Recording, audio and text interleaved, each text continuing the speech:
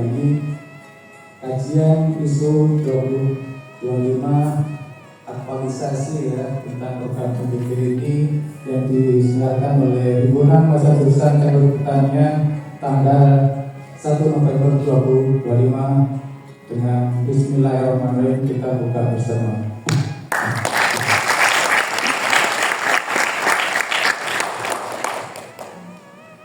Pak Wahyu suka makan loker.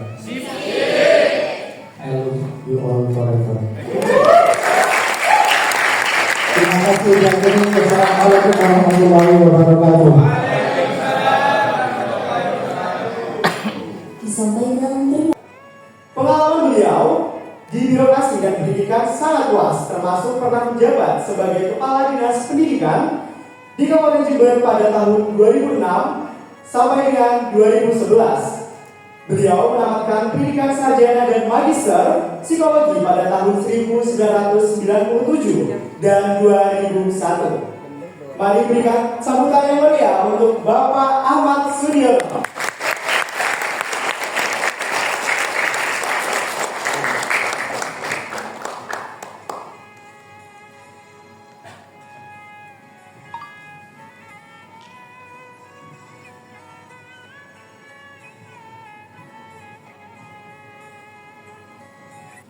Tadi sempat disinggung terkait bagaimana masa-masa yang ada di MBG terkait bahan-bahan yang cepat busuk atau yang lainnya. Untuk bahan-bahan yang cepat busuk tadi pastinya nanti akan akhirnya pengolahannya itu bahannya bisa diganti atau bagaimana? Pertanyaan saya, bagaimana hal tersebut bisa tetap menjadi solusi yang baik untuk anak-anak yang memang punya alergi atau gaya makan yang berbeda-beda? Makanya KSL ya, KSL itu mahasiswa sangat luar biasa karena fakta di lapangan penerima manfaat itu beraneka ragam, sangat heterogen sekali, baik dari usia maupun dari lembaga penerimanya. Kemudian dari kondisi masing-masing memiliki daya kesehatan yang beda-beda. Mungkin yang ditanya, apabila ada bahan baku yang sudah dibeli oleh dapur, kemudian menu sudah diberikan, makanya hari ini adalah ayam kecap, nasi putih, kemudian susu Indomaret, atau juga ada jeruk dan sebagainya. Ternyata dari bahan yang ada pada hari itu, ternyata ada anak yang alergi, anak yang tidak boleh.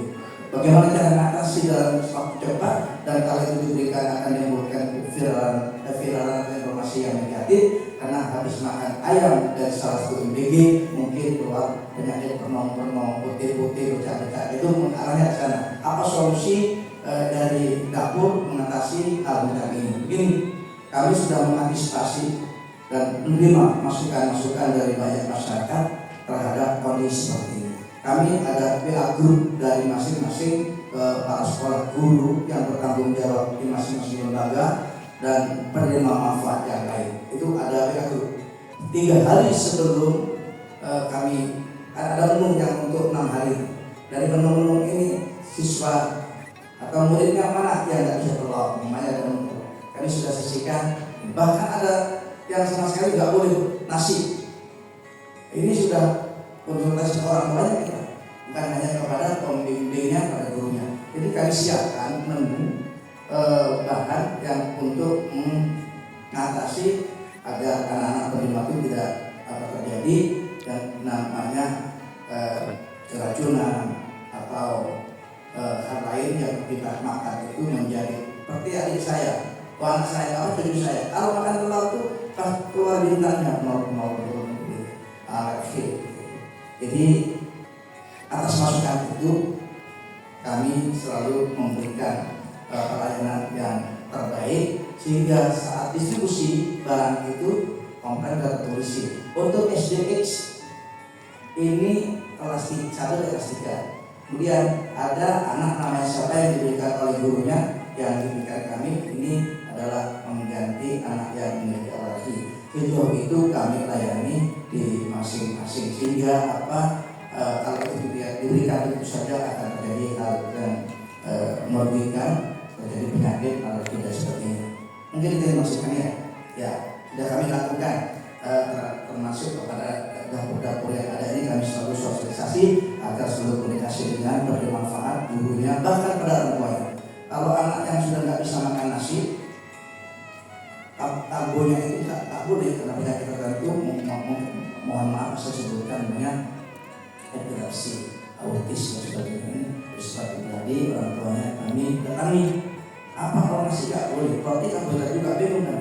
Ternyata dia bisa buah, dia bisa susu. Ya sudah, kita berupaya bagaimana yang hari itu ada 10.000 bisa menjadi susu, juga menjadi buah, dan apa yang dibutuhkan hari itu. Dan hal itu seperti itu. Kemudian Mas Ben ya, Mas Jalur ya, Mas Yaya, terima kasih Mas.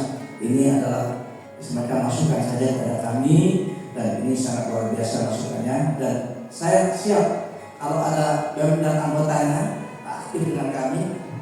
Kalau belum ada paguyuban dapur Jember gitu ya, tapi kami telah mendahului, dan kami juga memiliki KSO dapur sudah 30 waktu itu, ada sebagian milik kami KSO dan kerjasama ada 30 itu saja sudah mumet.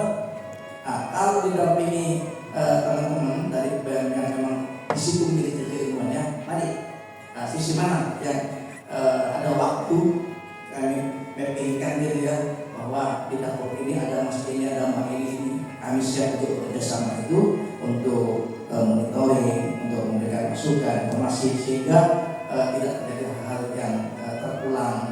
Contoh dari jurusan teknologi pertanian, saya bertanya sebagai mahasiswa yang tidak tahu terkait, karena memang belum pernah mendapatkan terkait program MBG ini.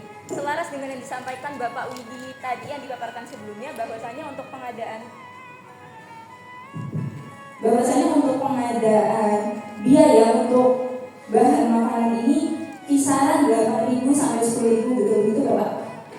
Yang ingin saya pertanyakan adalah bagaimana strategi penyusunan menu agar MBG ini tetap memenuhi standar gizi baik makro maupun mikro, namun dengan batasan pengadaan biaya berkisar 8.000 sampai 10.000 itu, namun masih tetap memenuhi pengadaan ukuran porsi yang normal, mencukupi ataupun memadai bagi penerima manfaat.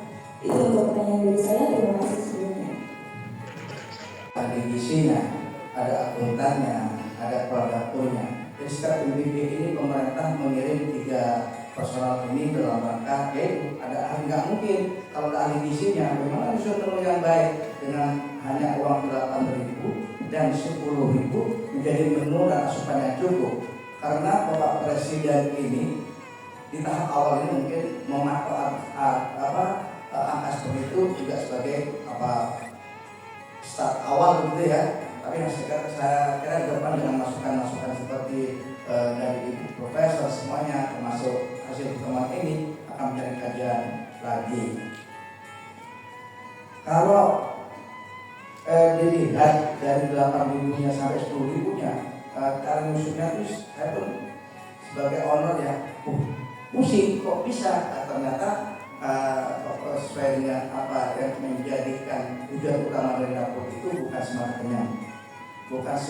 kenyang, di mana-mana anak kenyang banyak, di atas gunung, di ngarai, desa, di kapau, anak rata-rata selalu kenyang, tapi kenyangnya belum tentu berkecukupan gizinya, belum tentu seimbang gizinya, sehingga ada menu-menu yang diutamakan pada hari itu, menyusun menu dengan uang 8.000 dan menyusun menu dengan 10.000.